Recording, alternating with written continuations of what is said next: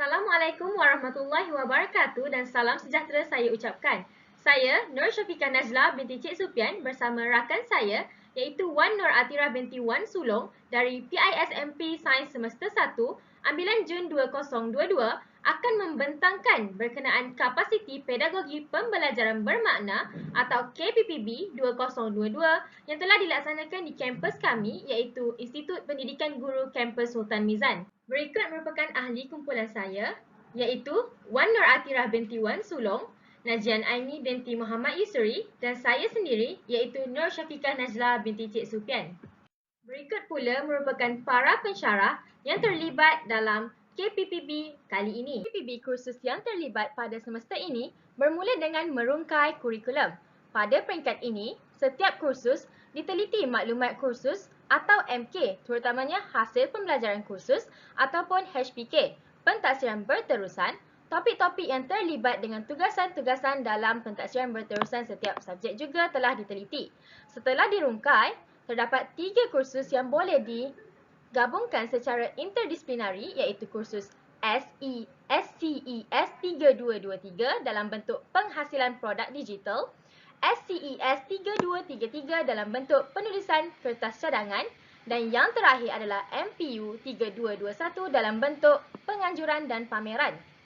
Okey, kursus SCES 3223 telah dipilih sebagai kursus perumah atau kursus tunjang kepada 2 kursus yang lain. Tugasan pentaksiran berterusan ini dilaksanakan sejajar dengan kehendak kursus masing-masing dengan jayanya.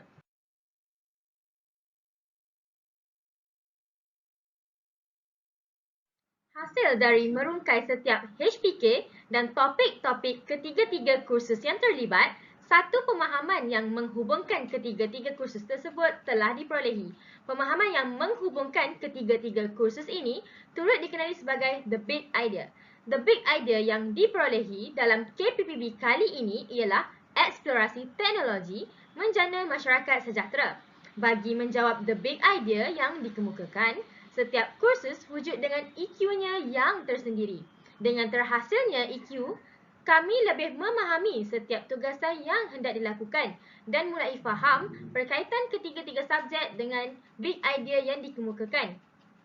Selain itu, dengan wujudnya EQ ini, kami juga dapat mengasah lagi critical thinking atau pemikiran kritis kami semasa melakukan setiap tugasan yang diberikan.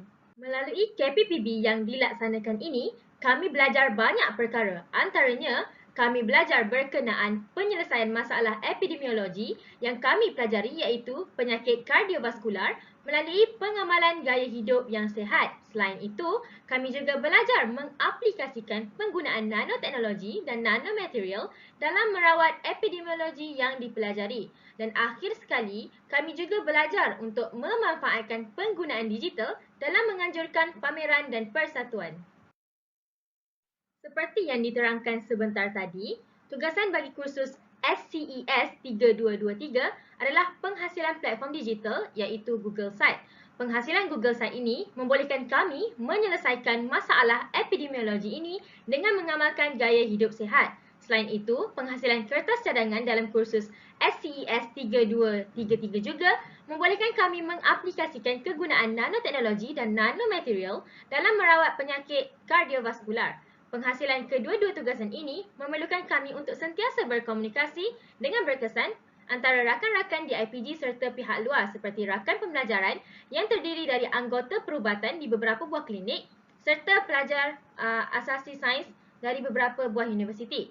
Saya sangat seronok dan teruja semasa sesi komunikasi ini berlangsung kerana banyak perkara yang saya dapat pelajari dan perkara ini secara tidak langsung dapat meningkatkan keyakinan saya untuk menyiapkan tugasan yang diberikan dengan lebih baik. Bagi kursus MPU 3221 pula, penganjuran pameran persatuan yang merupakan tugasan yang perlu kami lakukan membolehkan kami memanfaatkan penggunaan digital dengan kreatif dan kritis. Kami juga perlulah kreatif dalam mempamerkan produk yang dihasilkan iaitu Google Site bagi membolehkan rakan-rakan yang hadir semasa pameran memahami apa yang kami bentangkan. Setelah MK dirungkaikan dalam kursus SCES 3223, kami diharapkan untuk menghasilkan sebuah platform digital Google Site berkenaan epidemiologi dan cara merawatnya berdasarkan gaya hidup sihat serta nanoteknologi yang digunakan untuk merawatnya. Pada peringkat kedua, berlaku interdisiplinari antara kursus SCES 3223 dan kursus SCES 3233 serta kursus MPU 3221 yang memerlukan kami menyertakan kertas cadangan dalam Google Site yang dihasilkan dan mempamerkan Google Site itu dalam sebuah pameran persatuan. Pada peringkat ketiga pula, berlaku dua proses iaitu pengalaman pembelajaran PBL dan pembelajaran bermakna. Pada peringkat pengalaman pembelajaran PBL, kami belajar untuk menghasilkan platform Google Site dan kami juga belajar untuk menggabungkan penulisan kertas cadangan yang dihasilkan ke dalam Google Site. Manakala bagi pembelajaran bermakna, kami belajar untuk berkongsi pengetahuan yang dimiliki dengan orang lain dan bertindak sebagai body of knowledge kepada mereka melalui penganjuran pameran Google Site yang dihasilkan di bawah Persatuan Sains. Tambahan lagi, bagi merungkai kurikulum, model yang digunakan adalah model KPPB yang terdiri dari 3 elemen iaitu elemen kejelasan guru, strategi atau tugasan pembelajaran dan juga pelan pembelajaran bermakna. Kesemua elemen ini berlaku serentak semasa proses kami menjalankan semua tugasan kerja kursus yang diberikan. Panel yang dihormati, sepanjang pelaksanaan KPPB ini, kami telah pun mengadakan kolaborasi bersama rakan-rakan sekelas, rakan-rakan daripada Universiti Awam, rakan-rakan daripada FPG kampus yang lain, pensyarah, orang awam, jururawat dan juga penolong pegawai perubatan untuk mendapatkan maklum balas dan cadangan penambahbaikan terhadap produk digital yang telah kami hasilkan. Rata-rata komen yang kami terima adalah sangat memberangsangkan dan idea penambahbaikan daripada mereka adalah sangat relevan supaya produk kami dapat ditambah baik pada masa akan datang. Hadirin hadirat sekalian, dalam tidak sedar, penggunaan platform digital giat digunakan sepanjang proses menyiapkan tugasan KPPB ini. Sebagai contoh, kami menggunakan Padlet untuk berkongsi ringkasan artikel-artikel dan jurnal-jurnal yang telah kami analisis dan baca berkaitan epidemiologi dan nanoteknologi bersama rakan-rakan yang lain. Seterusnya, kami juga menggunakan Canva untuk menghasilkan infografik untuk diletakkan dalam Google Site supaya Google Site yang dihasilkan lebih kreatif dan menarik untuk dibaca. Kami juga menggunakan Canva untuk menghasilkan poster pameran Persatuan Sains pada hari pameran untuk menarik audiens ke booth kami. Di samping itu juga, dengan penggunaan digital ini, kami dapat mengetahui isu kesihatan bukan sahaja di dalam Malaysia, malah pada peringkat global. Kesannya, proses pembelajaran menjadi sangat seronok dan kami menjadi lebih fokus dan bermotivasi untuk menyiapkan tugasan sebelum tarikh akhir perhantaran. Pelbagai suasana pembelajaran telah pun kami hadapi sepanjang proses KPPB ini berlaku, sama ada secara atas talian, bersemuka, melalui Google Classroom dan pameran Persatuan Sains yang diadakan. Perkara ini membuktikan pembelajaran kami sangat fleksibel dan boleh berlaku di mana-mana sahaja. Hal ini secara tidak langsung telah membentuk karakter disiplin dalam diri kami dan mengasah cara kami berinteraksi dan berkomunikasi dengan orang lain. Tuan-puan yang dikasihi sekalian, KPPB kami pada kali ini menekankan pembelajaran berasaskan projek.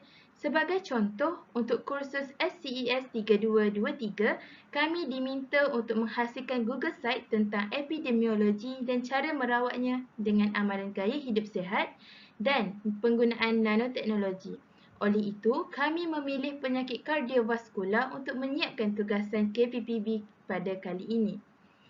Kami juga perlu menulis kertas cadangan berkaitan nanoteknologi yang sesuai untuk merawat penyakit kardiovaskular dan menganjurkan pameran persatuan dengan membentangkan produk yang telah kami hasilkan untuk mendapatkan maklum balas daripada siswa-siswi IPGKSM daripada unit Bahasa Melayu dan Pendidikan Jasmani.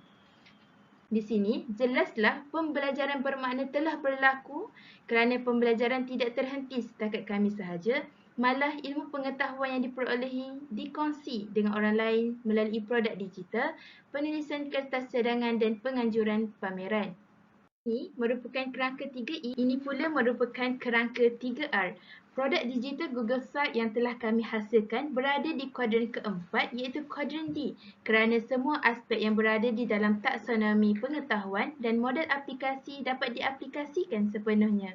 Oleh itu, ringkasnya sepanjang pengalaman kami melaksanakan KPPB ini, kami mendapati bahawa kerangka 3E, 3R, konsep 6C dan model pembelajaran murid teraplikasi secara serentak sepanjang kami menjalankan proses KPPB. Hadirin sekalian, seterusnya saya akan ceritakan pula pengalaman dan impak yang kami perolehi daripada KPPB yang dilaksanakan kali ini. Yang pertama, kami dapat mengasah bakat komunikasi kami menjadi lebih baik, sama ada dengan komuniti luar ataupun komuniti dalam IPG. Komuniti dalam IPG seperti pensyarah dan rakan-rakan, manakala komuniti luar seperti pelajar asasi sains UiTM Dengkil dan beberapa orang jururawat dari beberapa buah hospital. Ini membolehkan kami yakin dan berani dalam berkongsi pendapat dan idea. Selain itu, kami juga seronok sepanjang pembelajaran ini dilaksanakan. Hal ini kerana banyak benda baru yang kami belajar dari pelbagai sumber, contohnya sumber internet dan rakan pembelajaran. Kami juga dapat membincangkan tugasan dengan rakan-rakan secara kritis dan kreatif. Selain itu, kami juga dapat meningkatkan kompetensi penggunaan digital kami menjadi lebih kreatif dan inovatif.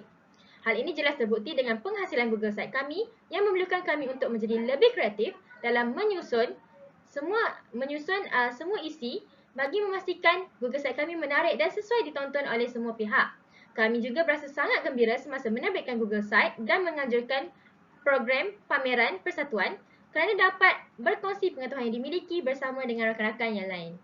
Sebenarnya, ini merupakan kali pertama kami menjalankan KPPB dalam pentaksiran berterusan.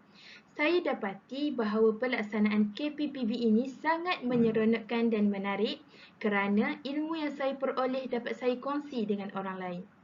KPPB ini sangat membantu saya untuk memperoleh pelbagai ilmu, bukan sahaja ilmu akademik, malah ilmu pengurusan, ilmu kepimpinan dan sebagainya. Banyak cabaran yang kami hadapi antaranya dari segi pemilihan bahan. Kami sukar untuk mendapatkan bahan-bahan yang berautoriti. Selain itu, kekangan masa juga merupakan cabaran yang besar yang kami hadapi. Banyak yang kami perlu tambah baik dalam produk digital kami. Kami juga sepatutnya membuka penyertaan luar dalam showcase yang dijalankan. Kekangan masa juga mengakibatkan banyak cadangan kami terpaksa dibatalkan pada saat akhir dalam melaksanakan showcase ini. Bagi mengatasi cabaran yang dihadapi pada masa hadapan, kami telah menyenaraikan beberapa cadangan penambahbaikan. Antaranya adalah dengan membina hubungan baik dengan pelajar-pelajar universiti awam untuk mendapatkan lebih banyak rujukan dan jurnal-jurnal yang berilmiah. Akhir sekali, bagi mengelakkan kesuntukan masa semasa menjalankan program, kami haruslah membuat perancangan awal aktiviti sepanjang semester dengan lebih teliti. Sekian daripada kami. Terima kasih.